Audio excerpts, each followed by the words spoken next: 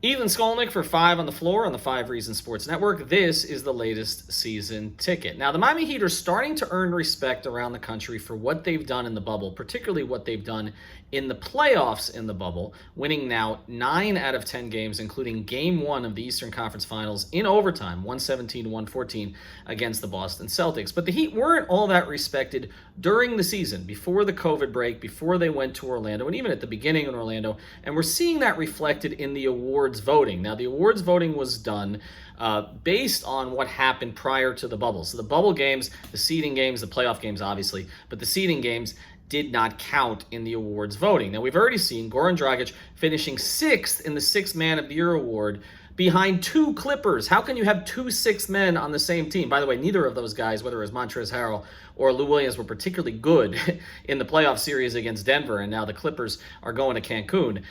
But if you take a look at what happened there, 2 players from the Los Angeles Clippers voted ahead of Goran Dragic when he was the true sixth man for the Miami Heat until he was made a starter once we got to the bubble and got to the playoffs. So that was the first snub, okay? He should have been in the top 3, in my view, at the very worst. All right, then Bam Adebayo finishing 2nd behind Brandon Ingram for most improved player. Look, Ingram's stats were terrific this season. New Orleans was nowhere near the playoffs. Bam was a core player on a playoff team. And if you take a look at the numbers, although Ingram's scoring went up, Bam went up in just about every category, and not just on a per 36-minute basis, okay?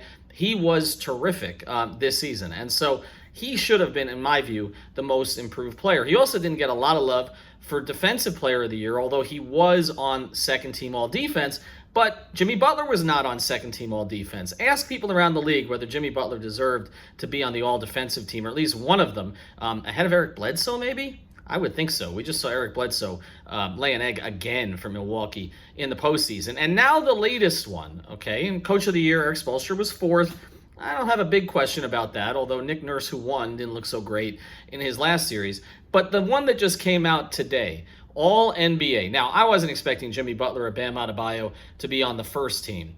I thought there was a chance Jimmy Butler could sneak on the second team. He did not. He was third team. Again, the first team, and I'm going to take a quick look at it, the first team, AD, Anthony Davis, Giannis, LeBron, Harden, and Luka. You really can't argue with any of those 5, although it's interesting. Only 2 of those guys are still around in the playoffs, which is LeBron and AD.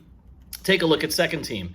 Kawhi, can't really argue with it in terms of the performance when he played, but he sat a bunch of games. Again, he's gone now too.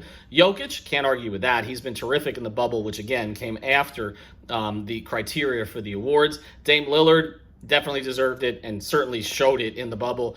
Chris Paul, same. Pascal Siakam, ahead of Jimmy Butler? And I'm not even basing that on what happened in the bubble, where Siakam was brutal.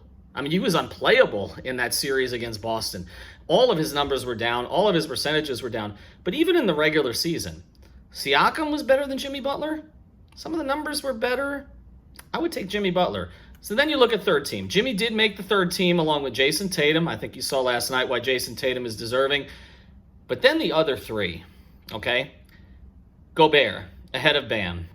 There's no metric that shows that Gobert should be ahead of Bam. Sorry. You can even make a case for Embiid ahead of Gobert, but it shouldn't be Gobert, okay? In my view, should have been Bam.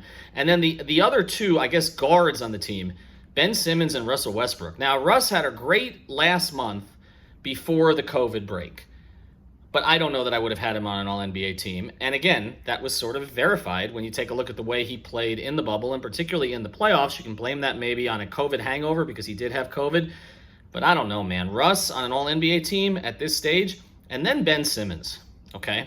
It's funny that Jimmy and Ben Simmons are on the same All-NBA team. Is Ben Simmons an All-NBA player? He still can't shoot. He still won't shoot. I don't know. I look at it with the Miami Heat and I say there's still a lot of people around the NBA, a lot of these award voters, who did not watch them this season. Because I think if you watch them, Jimmy Butler's second team, Bam Adebayo's third team, and oh yeah, Goran Dragic is better than 6th in the Sixth Man of the Year voting. Ethan Skolnick, season ticket, 5 on the floor, 5 Reasons Sports. Check out 5reasonsports.com. All of our pregame streams, postgame streams, and of course, our postgame podcasts.